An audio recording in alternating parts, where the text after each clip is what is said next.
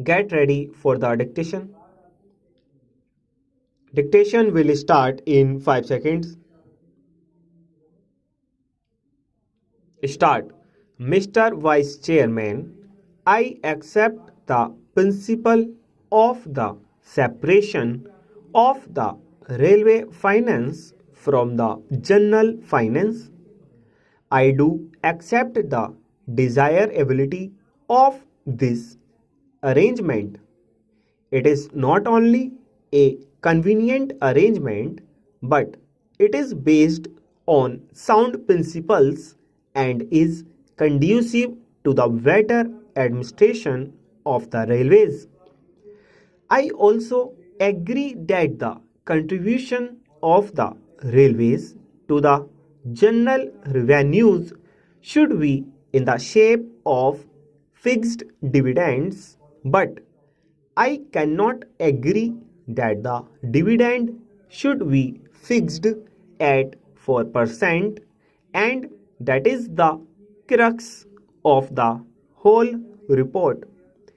As a matter of fact, the committee was instituted only to go into that matter whether the dividend payable at the present time, that is 4%, was reasonable or not, and whether this arrangement should continue.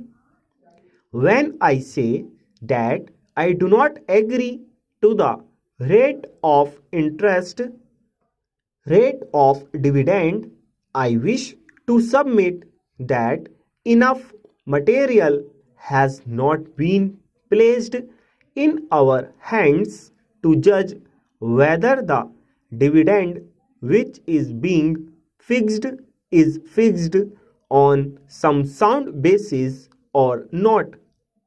The committee has not examined certain vital matters concerning the administration of the railways, and what I find is that the whole arrangement is very superficial. It appears to me that the railway administration and the finance administration came to an agreement, and the committee did not find it necessary because of the agreement between the two ministries to examine and to go into the vital matters which affect this issue. It is not clear how this dividend, if fixed at 4%, is going to react on the working of the railways and particularly on the future development of the railways and also on the present structure of the fares and freights. This question has not at all been examined, and we do not know what reaction it is likely to have. These are very vital matters, and I think that they need a thorough examination before we can come to correct conclusion in this matter.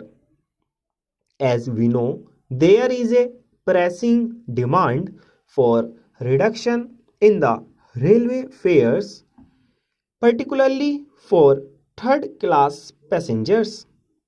This demand has been made on the floor of this house, and I think there is great justification behind this demand, and more particularly now when we find that the prices of agricultural goods have gone down.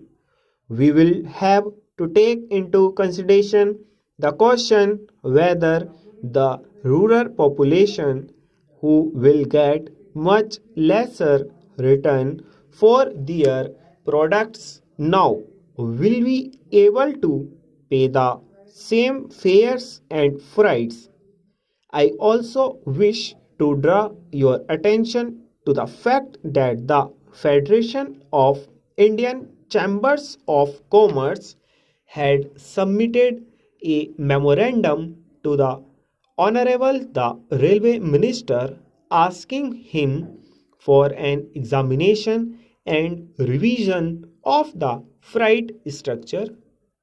I do not know what the position today is, and unless and until we are enlightened about that, unless and until we know where we stand in relation to freights and fares, we are not in a position to take any decision whether the rate of stop